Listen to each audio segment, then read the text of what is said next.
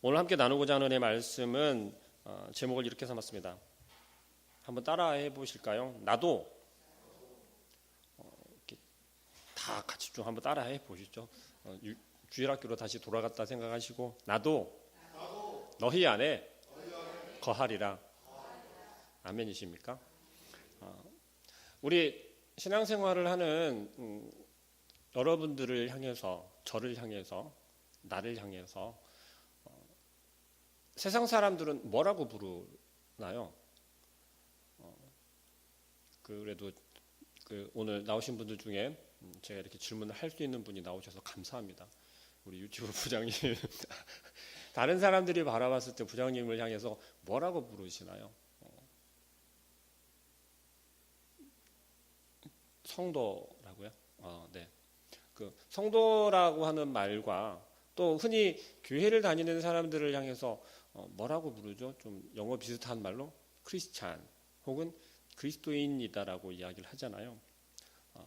그런데 혹시 이 그리스도인이다라고 하는 말이 언제부터 사용되어졌는지는 잘 알고 계시죠? 다들 말씀 가운데로 많이들 나오시고 많이 배워서 잘 알고 있을 거다라고 생각합니다. 그리스도인이다라고 하는 말은 사도행전에서 처음 이렇게 시작이 되었는데요. 어떻게 시작이 되었죠? 예수 그리스도를 믿고 영접하고 그 예수 그리스도를 믿는 사람들이 하나씩 모여서 그들이 삶을 살아가는 걸 바라보면서 믿지 않는 자들이, 이방인들이 그들을 바라보면서 지칭했던 말이 바로 그리스도인이에요. 저들은 그리스도인이야. 구별해서 구별 지었었거든요. 그게 뭐냐면 예수님을 따르고 믿었던 사람들이 서로를 향해서 너는 그리스도인이야 라고 이렇게 명한 게 아니라 안 믿는 사람들이요. 이방인들이 예수를 믿고 예수 그리스도를 따랐던 사람들, 그들이 모여서 공동체 생활을 하고 초대교회를 형성을 하고 그렇게 살았던 사람들을 향해서 했던 말이 그리스도인이었다는 거죠. 그러면 이걸 다시 여러분들에게 한번 대입해서 이야기를 한번 해보면, 여러분들은 혹시 여러분들의 삶 속에서, 가정에서, 직장에서, 혹은 학교에서, 혹은 동네에서 너는 그리스도인이지, 너는 그리스도인이야, 다른 사람들이 누군가 나를 이야기를 할 때 저 사람은 그리스도인이야 라고 혹시 칭함을 받는 사람이 있으신가요? 정말 안타깝게도 아무도 손을 들지 않으시는군요. 제가 이 말을 시작에 한 이유가 아마 저랑 말씀을 나눈 분들은 아마 금방 확 이해를 하셨을 거예요. 오늘 또 무슨 얘기 하려고 하는지 대충 짐작이 가는구나라고 생각을 하실 텐데요. 네, 그리스도인이다라고 칭함을 받는 것은 우리 스스로가 내가 예수님을 믿고 예수님을 따르고 내가 예수님을 이제는 영접했습니다라고 고백한 그 순간부터 나 스스로가 나는 이제 그리스도인이야 라고 명찰을 붙이고 다니는 게 아니었다는 거죠. 다시 말하면 예수님을 믿고 따르고 영접한 사람은, 예수 그리스도로 인해서 거듭난 사람은 어떻게 보여졌냐면 다른 사람들에게, 이방인들에게, 예수를 알지 못하는 세상 사람들에게 비춰질 때 그리스도인으로 비추어졌다라는 거예요. 그렇게 보여졌다라는 겁니다. 우리는 지금 열심히 신앙생활을 하잖아요. 그런데 정말 내 삶 속에서 그 사람들이 나를 그리스도인이다라고 혹시 불러주시나요? 제 자랑 같다라고 이렇게 오해하셔도 뭐 어쩔 수 없지만 지금의 저의 모습을 보면 다른 사람들이 그렇게 이야기를 해요. 제 친구들이죠. 제 친구들이 저희 모습을 보고서 얘는 저기 목사 될 사람이야. 이게 세상 말로 저희도 친구들끼리 있으니까 얘는 목사 될 놈이야 하면서 이 목사 하면서 이미 학부를 시작을 하고 그때 그런 이야기를 들었어요. 어떻게 말하면 좀 비꼬는 듯한 그런 말일 수도 있겠지만 저랑 함께 좀 오랜 시간을 보냈던 친구들은 제가 변한 모습과 제가 달라진 습관들과 그러한 모습을 보면서 그래도 이놈은 할 놈이구나, 할 녀석이구나라고 인정해주는 소리였기 때문에 저는 솔직히 기분이 나쁘지는 않았어요. 네. 그런데 오늘 제가 여러분과 함께 나누고자 하는 요한복음 15장 1절부터 5절 말씀은 무슨 이야기냐면 딱 아시잖아요. 그냥 참포도나무 이야기예요. 참포도나무. 그냥 포도나무도 아니고요. 참포도나무. 근데 그중에 제가 오늘 중심을 가지고 여러분과 함께 고민해보고 나누고자 하는 말은 뭐냐면 바로 4절 말씀입니다. 4절 말씀을 다시 한번 함께 읽어볼까요? 4절입니다. 시작. 내가 내 안에 거하라. 나도 너희 안에 거하리라. 가지가 포도나무에 붙어있지 아니하면 스스로 열매를 맺을 수 없음 같이 너희도 내 안에 있지 아니하면 그러하리라. 아멘. 4절 말씀을 딱 읽고 나니까 조금 이렇게 심각한 고민에 빠지셔야 돼요. 제가 서두에 이렇게 이야기를 하고 이 4절 말씀을 읽었으니까. 그리고 제가 여러분께 던질 질문은 바로 이것입니다. 여러분 안에 예수 그리스도가 계십니까? 정말 여러분 안에 예수 그리스도가 거하고 계십니까? 아멘. 할렐루야입니다. 그럼 여러분 안에 이단처럼 여기실 수 있겠지만 질문을 한번 해볼게요. 그럼 여러분 어디에 계신가요? 여러분 안에 거하신다고 하는데 여러분 안에 어디쯤 예수님께서 계신가요? 만약에 여러분 안에 예수님께서 거하고 계시다면 지금 이 시간도 여러분과 함께 계시다면 그 증거를 어떻게 나타내시겠어요? 무엇으로 그것을 증명해 보이시겠어요? 조금 고민이 되시죠? 꼭 이렇게 뭔가를 드러내놓고 증명하라고 하면 좀 고민이 되잖아요. 그렇죠? 내가 막 좀 나의 경건한 모습, 거룩한 모습, 조금 전에 찬양할 때 좀 신나게 크게라도 찬양할 걸. 그러면 그거로라도 이야기할 수 있었을 텐데. 그런 생각 막 나시죠? 많은 사람들이요, 많은 신앙인들이 그리스도인이다라고 불리는 사람들이 이런 고민에 빠지게 됩니다. 나는 분명히 예수 그리스도를 영접했고 믿고 내 안에 거한다라고 하는 확신을 가지고 살아가는데도 불구하고 세상 사람들 한두 명이 이렇게 툭툭 던지는 질문에 고민하게 돼요. 내 안에 정말 예수님이 계신가? 난 정말 믿는, 내 안에서 나와 함께 하시고 내 안에서 나의 삶 가운데 역사하고 계신다라고 나는 확신하고 믿고 있었는데 누군가가 나에게 그 증거를 한번 대보라고 하는 거예요. 너 안에 있는 예수 그리스도를 한번 설명해 보라고 하는 거죠. 그런데 설명하려고 나를 살짝 돌아보니 너무 부끄러운 거예요. 설명할 수가 없어요. 왜요? 내 안에 예수님께서 거하시면 적어도 내 모습이 예전에 나와는 좀 바뀐 모습을 내가 보여줄 수 있어야 되고 설명할 수 있어야 되는데 전혀 그렇지가 않은 거예요. 우리 좀 솔직하게 좀 까놓고 얘기해서 그렇지 않나요? 내가 정말 예수님을 만난 그 감격한 시간은 정말 눈곱만큼 눈 깜빡할 사이에 쑥 지나갔는데 그래도 나는 그 순간에 예수님께서 내 안에 오시고 나를 만나주시고 만져주시고 내 안에 임하셨던 걸 내 안에 임하고 계신다라고 하는 확신이 딱 드는 순간 이제는 내가 주님과 함께 살아가는구나, 함께 동행하는구나 라고 믿었어요. 그런데 시간이 점점 지나면 지날수록 어떤가요? 가물가물해지지 않나요? 내 안에 분명히 오셨는데 예수님이 계시나? 아니야, 그래, 내 안에 오셨어. 자꾸 그런 갈등과 고민을 하면서 살아가지 않나요? 점점 우리가 느낀 그 예수 그리스도가 점점 희미해지지 않나요? 그러면서 우리는 고민하잖아요. 나에게는 이제 은혜가 없나 봐. 언제 또 은혜가 찾아올까? 그러면서 주님 앞에 나와서 항상 그렇게 이야기하죠. 저에게도 은혜를 주십시오. 은혜를 구하고.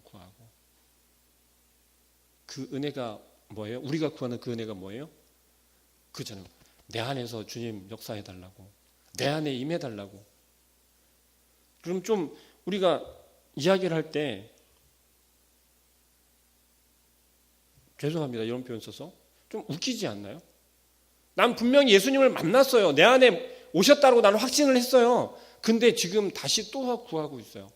또 오시라고, 또 임해달라고, 내 안에 또 오시라고, 와달라고 또 구하고 있다는 거죠. 그럼 예수님께서 우리 안에 오셨다가 나를 만나주셨다가 가셨나요? 어디 멀리 가셨어요? 좀 기다려봐 이제 너 나를 만난 감동으로 조금만 살아가고 있어봐. 나 다른 사람 좀 만나고 올게. 다른 사람 좀 위로하고 올게. 그건가요? 그런 예수님이 아니잖아요. 그런 하나님이 아니잖아요. 우리는 근데 왜 자꾸 그럴까요? 왜 자꾸 좌절하고 실망하고 그럴까요? 저와 함께 지금까지 계속 나누었었던 그 이유에서 찾아야 할 겁니다. 뭐예요? 우리 마음 가운데는 우리 안에 있는 죄 때문에 그러는 거죠. 나의 부끄러운 모습. 예수님과 내가 함께 살아간다라고 함께 동행한다고 나는 이미 예수 그리스도인에서 거듭났고 새 생명을 얻었는데 난 이제 자유하다라고 해놓고 자유한 만큼 또 세상에서 내가 죄를 짓고 범죄하고 악하게 살아간다는 거예요. 그렇게 살아가기 시작할 때는 담대함이 있었어요. 어떤 담대함이에요? 예수 그리스도가 나와 함께하고 계시고 나와 지금 함께 동행하고 계신다라고 하는 담대함이 있었어요. 그런데 그 담대함을 가지고 나가서 범죄하는 거예요. 우리 안에 오신 그 예수 그리스도가 여전히 우리 안에 거하고 계시다는 말이에요. 여러분들 안에 아직까지도 예수님께서는 거하고 계시다라는 거예요. 그런데 그것을 우리가 확신하지 못하기 때문에 내 안에 계신 예수 그리스도가 있음에도 불구하고 자꾸 부르는 거예요. 주님 어디 계세요? 좀 오세요. 도와주세요. 나와 함께 해주세요. 나 지금 힘들잖아요.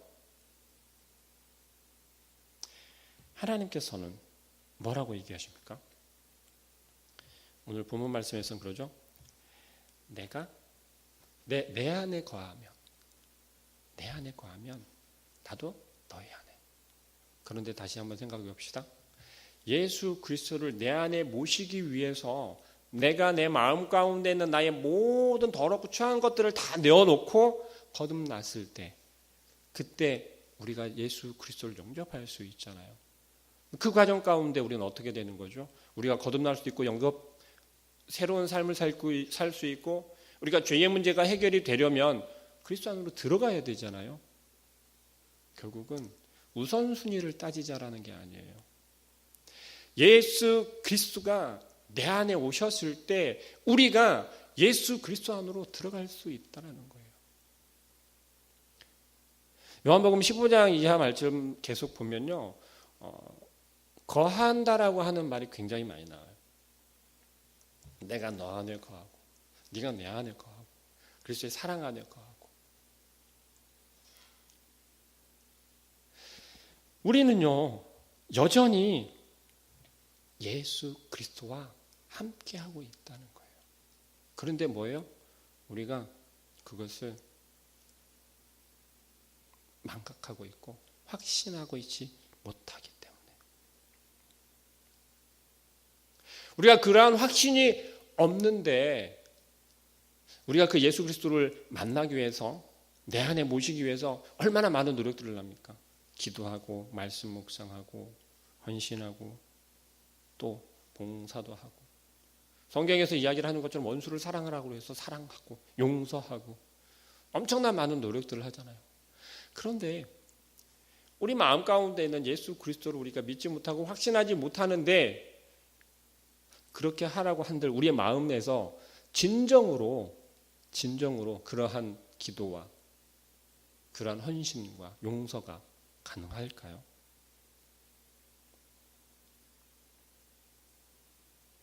얼마나 어렵겠습니까? 예수 그리스도를 처음 만났을 때 갈급한 심령에 갈급한 마음에 주님을 만났어요. 그 만난 그 순간의 그 감격은 그대로 가지고 있고 그 감격으로 우리가 새 힘을 얻어서 살아가야 하는데 그러다 보니까 점점점 다시 내가 커져가는 거고 단단해져 가고 우리의 삶과 우리의 인생은 내 것인데 그 가운데 예수 그리스도는 그저 나에게 어떤 도우미와 같은 그러한 역할로만 우리가 생각하고 있어요. 그러면서 우리의 모든 것들이 나의 생각과 나의 방법과 나의 계획과 나의 노력으로 되어져 간다라고 우리는 착각하게 되고 판단하게 되고 그러한 삶을 살아가게 된다는 거죠. 그러면서 예수 그리스도께서 우리에게 말씀하시는 것을 우리는 자꾸 귀뚱으로 듣게 돼요. 잔소리로 듣게 되고 우리 마음 가운데 그것은 주님 조금 있어봐요. 그거는 우선이 아니고 이게 우선인 것 같아요. 우리 스스로 판단하게 되고 우리의 생각으로 결정하게 된다는 거죠.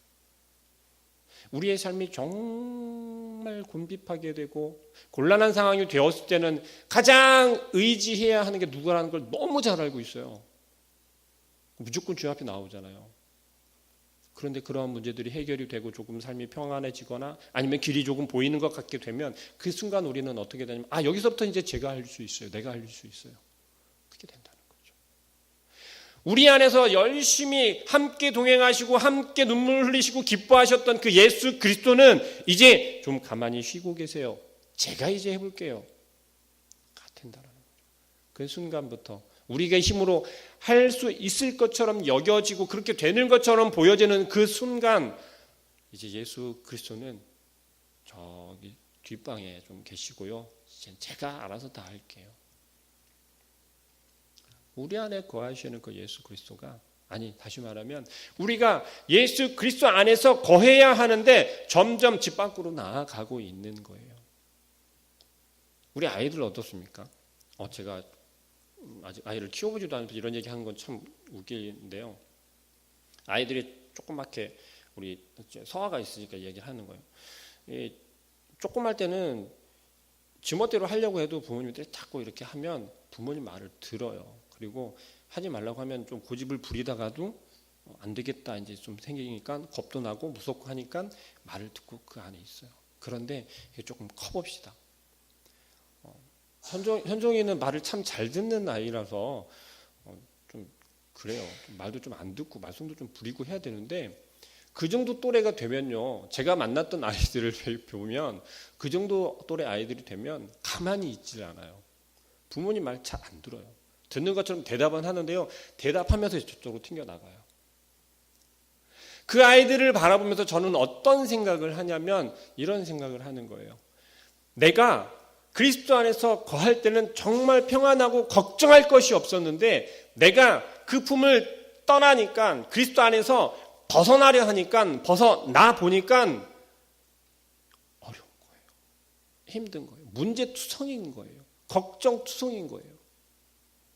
근데 그걸 깨닫게 되는 시간이 너무 길어요.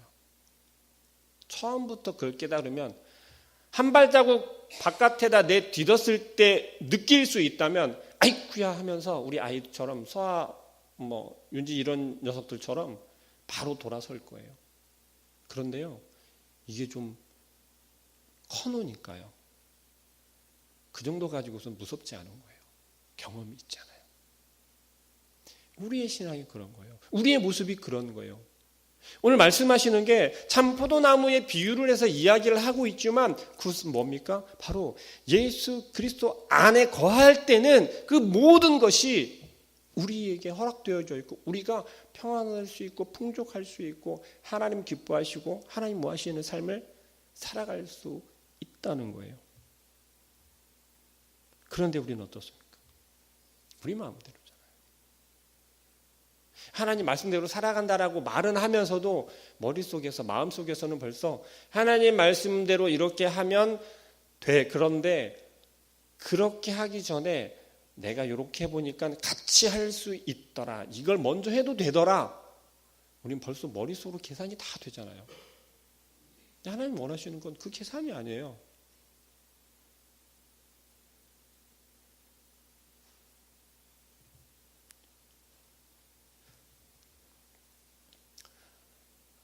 우리가 예수 그리스도를 신랑으로 많이 이야기를 하잖아요. 신랑 되신 예수님. 그럼 우리는 다 신부란 말이죠. 한번 그냥 생각해 보시라고 제가 말씀드리는 건데요. 자, 여러분 우리의 신랑이 예수님이에요. 그냥 생각을 해봅시다. 그러면 지금 이야기를 하는 그 신랑 예수님은 모든 것을 다 가지고 있고 그러면 그런 예수님을 우리가 신랑으로 맞이하면 행복할까요? 불행할까요? 행복할 거잖아요. 행복이 그냥 보장된 거잖아요. 그죠? 만약에 결혼을 했어요. 정말 행복할까요? 저는 아직 결혼 생활을 안 해봤으니까 뭐 엄청나게 100% 공감한다라고 말씀드릴 수는 없어요. 근데 다 이렇게 결혼하신 부모님들 결혼 생활이 정말 행복하신가요? 아니, 행복하기만 하신가요? 네, 이렇게 그 의미를 알 수 없는 미소를 지으시는 분들이 참 많은데요. 자, 예수님과 결혼하면 행복이 보장되어졌고 그 예수님을 우리가 신랑으로 맞아 들였어요. 그런데 정말 그 예수님과 결혼해서 살면 행복하기만 할까요? 자, 이제 제가 질문하는 의도를 아시겠죠? 천만에요. 성격 안 맞아서 못 살겠어요. 뭐가 안 맞아서 못 살겠어요. 우리 흔히 말하는 자, 예수님한테 바가지는 안 긁으면 참 다행일 거예요. 그죠? 우리 삶을 비춰보면 지금 우리가 그렇다라는 거예요. 우리가 예수 그리스도 안에 거한다는 것은 이미 행복이 보장되어 있고 우리의 영원한 생명이 보장되어 있는데도 불구하고 나의 마음과 나의 성격과 내가 가지고 있는 나와 어때요? 100% 다 맞을 수는 있을까요? 없을까요? 없어요. 그렇잖아요. 그럼 어떻게 되는 거예요? 나를 죽여야 한다는 거예요. 예수 그리스도가 우리의 이런 바가지도 다 받아주시고 우리의 이런 투정도 다 받아주시고 우리의 신랑 되셨을 때는 이미 예수 그리스도는 나를 위해서 여러분을 위해서 죽겠다라고 작정하시고 우리의 신랑이 되어주신 거라는 거죠.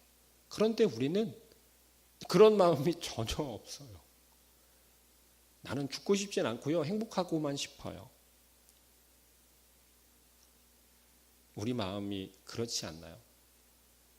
우리가 예수 그리스도를 믿는 것은요. 내가 행복하고 싶어서 행복하기 위해서 그렇다면 그 행복의 기준이 어디에 있죠? 저 하늘나라에 있나요? 솔직히 이 땅에 있잖아요. 지금 우리가 살아가는 현실적인. 제 주변에 있는 사람들과 이야기를 할 때 그런 이야기들을 좀 많이 합니다. 현실적인 이야기예요. 신앙생활 하는 것도 현실적인 게 아니냐라는 이야기를 참 많이 해요. 그 말인즉슨 신앙생활하면서 우리가 희생해야 되고 헌신해야 되고 포기해야 하는 것들이 너무나 많아요. 다들 여기는 다들 열심히 헌신하시는 분들이 많이 있기 때문에 아마 좀 공감하실 거예요. 시간도 없는 시간 쪼개서 내야 되죠. 나와야 되죠. 내가 정말 불가능할 것 같지만 그 시간을 우리가 하나님 기뻐하시고 하나님의 일을 한다라고 하는데 그래도 내가 해야지라고 하는 그러한 마음으로 나와서 헌신하시는 분들. 예배 자리에 나오는 건 마찬가지 그럴 거다라고 생각합니다. 그런데 희한한 건 하나님께서는 우리의 그런 투정을 이쁘게 봐주시기는 하는 것 같아요. 하나님 나 정말 힘든데 오늘 나올 수 없는데 그래도 예배니까 왔어요. 그래도 하나님 일이니까 나와서 이렇게 해요. 나 진짜 피곤하고 어려운데. 근데 우리 그 마음속에는 그럼 어떤 마음이죠? 정말 하나님께서 기뻐하실 거니까 나와서 하는가요? 아니면 그래도 내가 아니면 누가 해? 사람 없으니까 나라도 해야지. 그런 마음이 더 크신가요? 우리가 그런 이야기를 하잖아요. 신앙생활 정말 열심히 하고 봉사 많이 하고 정말 거의 교회에서 살다시피 하는데도 너는 왜 그렇게 사니? 라는 말 혹시 들어본 적 있으신가요? 아니, 손 드실 것까지는 없고요. 네. 저는 그런 소리를 좀 들어봤어요. 너 그렇게까지 살면 야, 너 그렇게까지 해서 그걸 해야 돼 꼭? 그런 얘기. 다들 여러분 아시다시피 좀 늦게 시작을 하고 그것도 늦게 시작을 한 것도 짧게 하면 모르는데 제법 길게 공부를 좀 했잖아요. 그러다 보니까 사람들은 그러는 거예요. 저를 잘 아는 어떤 분은 그렇게도 이야기를 합니다. 야, 이제 적당히 그만할 때도 되지 않았냐? 라고 이야기를 하세요. 그분들의 그렇게 이야기를 하는 말 속에는 아마 두 가지 마음이 있을 거예요. 한 가지는 현실적으로 야, 너 이제 너 목구멍에 풀칠을 해야지 라고 하는 그 마음과 현실적인 생활을 안정을 찾아야 된다는 말과 두 번째 마음은 그래도 한번 끝까지 해봐라 라고 하는 마음과 근데 우리는 어떤 걸 먼저 들으시겠어요? 현실적인 전자의 것을 우리가 듣고 받아들이고 그것에 우리의 마음이 동해서 그래 현실적으로 이건 좀 불가능하지? 힘들지? 그래 이번에 다른 사람한테 넘겨보자. 그런 게 아니라는 거죠. 오늘 말씀하시는 것처럼 예수 그리스도는 우리 안에 여전히 거하고 계시고 거하기를 원하신다는 거예요. 아멘이십니까? 하나님께서는 농부이시고 예수 그리스도가 포도나무래요. 그리고 우리는 가지래요. 그 가지가 포도나무 가지가 만약에 사과나무에 달려있다고 생각을 해보세요. 아니 포도나무에 달려있는데요. 사과나무로 넘어가고 싶은 거예요. 사과 보면 포도는 조그만한데 사과는 이렇게 빨갛고 막 예쁘고 먹음직스럽게 생겼잖아요. 나도 저런 열매를 맺고 싶다라고 하는 거예요. 맞습니까? 그게 합리적입니까? 우리의 욕심이라는 거예요. 우리의 욕심. 그런데 분명히 이야기를 하는 건 뭐냐면 참 포도나무 나무에 달려있는 그 가지는 아름다운 열매를 많이 맺을 수 있대요. 왜요? 참 포도나무는 그 참 포도나무에 달려있는 가지를 깨끗하게 하고 충분한 영양분을 공급해주고 그렇기 때문에 충분한 열매를 아름다운 열매를 많이 맺게 해준대요. 그런데 제가 방금 이야기한 것처럼 나는 저 사과나무 사과 열매 맺는 게 훨씬 더 좋은 것 같아요. 저걸 나는 저 열매를 맺고 싶어요 라고 하면서 벗어나고자 하면 어떻게 한다는 거예요? 쳐버린다는 거예요. 우리가 예수 그리스도 안에 온전히 거하기를 원하고 그러한 마음을 가지고 살아갈 때 신앙생활을 하고 있을 때 우리 안에서 우리를 계속해서 깨끗하게 만들어주시는 분은 우리 안에 거하시는 우리가 여전히 하나님 주님께서 나와 함께 계십니까? 아직까지도 아리송한데요 라고 할지언정 예수님께서는 우리 안에서 여전히 우리를 계속해서 거듭나게 계신다. 우리는 그것을 인정하고 확신을 가질 때 비로소 참 포도나무에 달려있는 가지가 아름다운 열매를 맺을 수 있는 참 포도 열매를 맺을 수 있는 그 가지가 될 수 있다는 것입니다. 교회의 머리 된 예수 그리스도를 예배하고 찬양한다라고 하잖아요. 그런데 제 이 얘기는 할까 말까 고민을 되게 많이 했어요. 무슨 얘기냐면요. 그냥 저 경험담이에요. 제가 밖에서 이렇게 처음 이제 신앙생활 좀 제대로 하기 시작하고 얼마 안 되었을 때 기분 나쁜 일이 있었어요. 저는 이제 그때 당시 그 일부 예배부터 해가지고서 저녁에 찬양 예배까지 이렇게 쭉 풀로 드리는데 지금 여러분들과 마찬가지예요. 근데 전 주로 이제 찬양 인도를 좀 많이 했었거든요. 그래서 찬양 인도하고 찬양팀 하고 연습하고 훈련하고 오후 예배 드리고 나면 뭐 한 5시 정도 돼요. 아침 7시부터. 근데 문제는 주일날 하루를 빼려면 전날 이렇게 철야를 해야 돼요. 그때 당시 이제 다녔던 직장. 근데 야간을 근무를 하고 아침에 7시에 와서 저녁 오후까지 있는 거예요. 사실 피곤하잖아요. 근데 그런 걸 좀 모르고 계속 했었어요. 근데 어느 날 하루 이제 그게 조금 이렇게 터졌었나 봐요. 그래서 누구랑 조금 이렇게 말다툼도 있었고 굉장히 좀 얼굴도 좀 붉히고 그랬었어요. 그런데 예배는 드려야 되잖아요. 그러니까 예배 자리에 딱 앉았는데 그렇잖아요. 예배 자리에 앉아가지고서도 씩씩거리고 있어봐요. 다른 사람들이 보기에도 제가 말씀드렸잖아요. 찬양인도도 하고 저는 모르는데 저를 아는 분들이 이제 있을 정도니까 그러니까 이제 좀 이렇게 폰코페스를 해야 되는 거죠. 씩씩거리고 있는데 귀는 빨개져 있고 그렇게 예배를 드리는 거죠. 그리고 나서 이제 좀 눈치 빠른 이제 부목사님께서 무슨 일 있어? 아니요, 괜찮아요.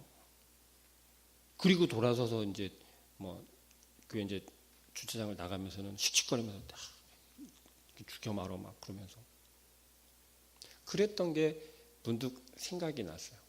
제가 이 이야기를 드리는 이유는 뭐냐면요. 지금은 사실 그렇지 않거든요.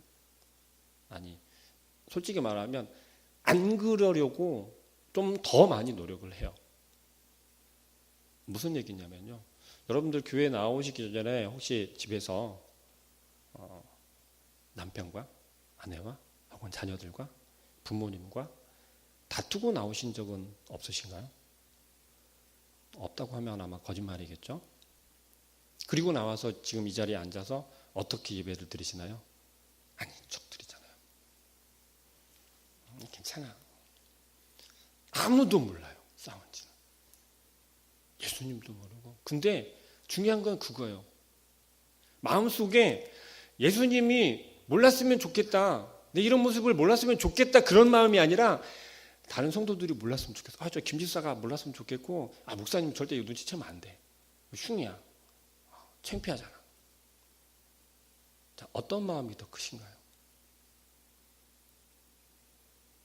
그렇죠? 우리 다 똑같은 마음이잖아요. 그죠? 그걸 생각하면서 무슨 생각을 해보았냐면, 아직 멀었구나. 뭐가 멀었냐면요. 좀 슬픈 얘기인데요. 예수님께서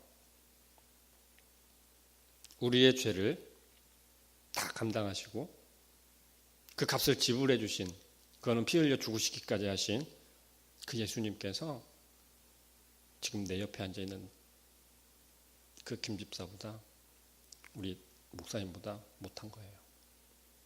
나를 위해 대신 죽으셨는데.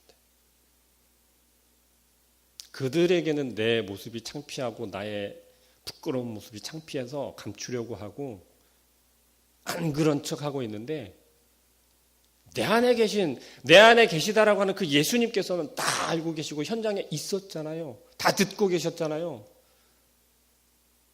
그 예수님께 죄송하고 부끄러운 생각보다는 다른 사람들에게 비춰지는 모습이 더 부끄러운 거예요. 그게 우리라는 거예요. 나라는 거죠. 오늘 예수님께서는요, 그런 우리 마음을 아세요. 그리고 이렇게 이야기하잖아요. 3절 말씀에 너희는 내가 일러준 말로 이미 깨끗하여졌으니 라고 이야기를 해요. 우리가 예수 그리스도를 나의 구세주로 고백하고 영접하고 내가 성령 세례를 받고 새 사람이 되었으면, 이제 예수 그리스도로 덧입혀졌으면 내 안에 예수 그리스도가 이미 계신 거예요. 나와 함께 계신 거예요. 그 확신을 가지고 살아갈 때 우리는 어떤 삶을 살 수 있냐면 이렇게 부끄럽고 좀 창피한 삶이 아니라 주님 나 오늘 이랬는데 어떡하죠? 이런 마음 어떡하죠?